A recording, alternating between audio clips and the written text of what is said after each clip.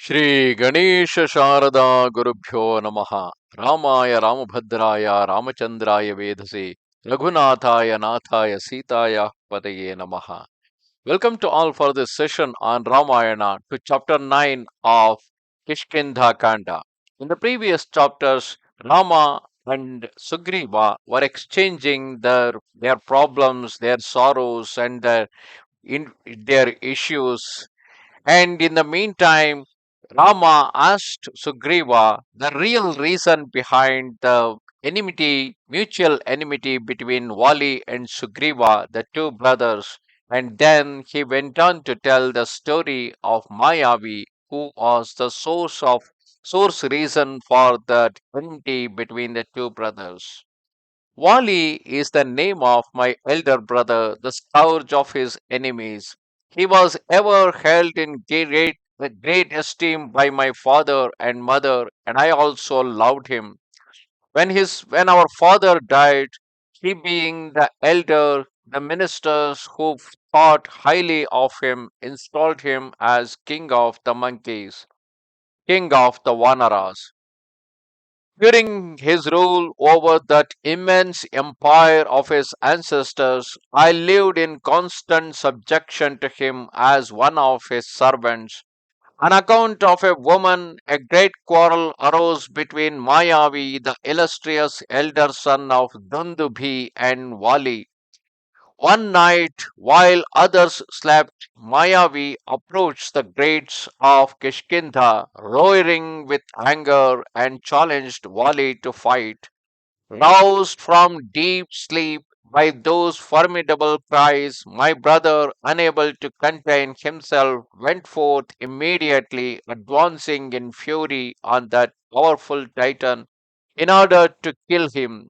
His wife his wives and I tried to restrain him, and I threw myself at his feet, but he repelled us all and went forth with full of valor. Then out of devotion, I followed him. Seeing my brother and me following within a short distance, the Titan in fear fled in all haste. Struck with terror, he ran on, but we ran even faster. The moon and that had risen flooded the path with its light.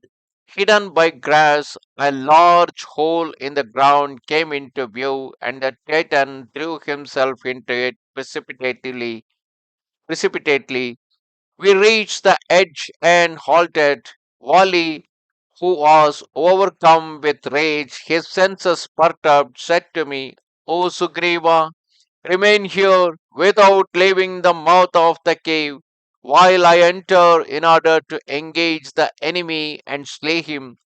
Hearing these words, I besought that destroyer of his enemies to go no further, but he, under the threat of a curse, told me not to move from there and disappeared into the cavern. After his entry into the cave, a whole year elapsed, and I remained at my post without. I imagined him to be dead, and in my affection for him was deeply distressed, and I prayed to fearful presentiments, reflecting, I shall not see my brother again.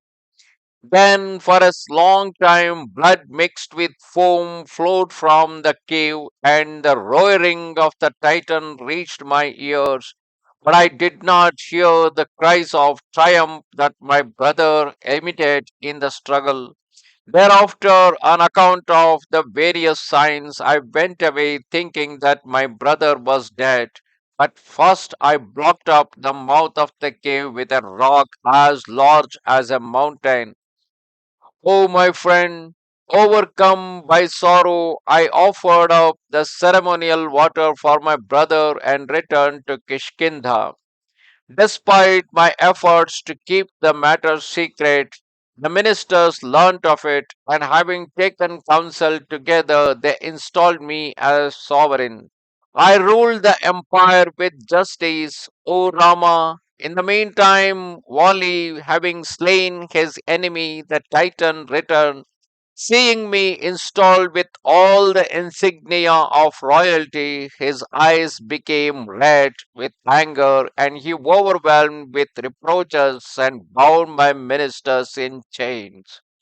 Observe here the speciality. The If you make the comparison between Bharata and Sugriva, Bharata, though legally offered the throne by all the counselors, and even his father Dasharatha had promised the crown to his mother Kaikeyi, even then, in order to follow the family tradition, he upheld the family tradition and he insisted that only Rama, his elder brother, can be the king.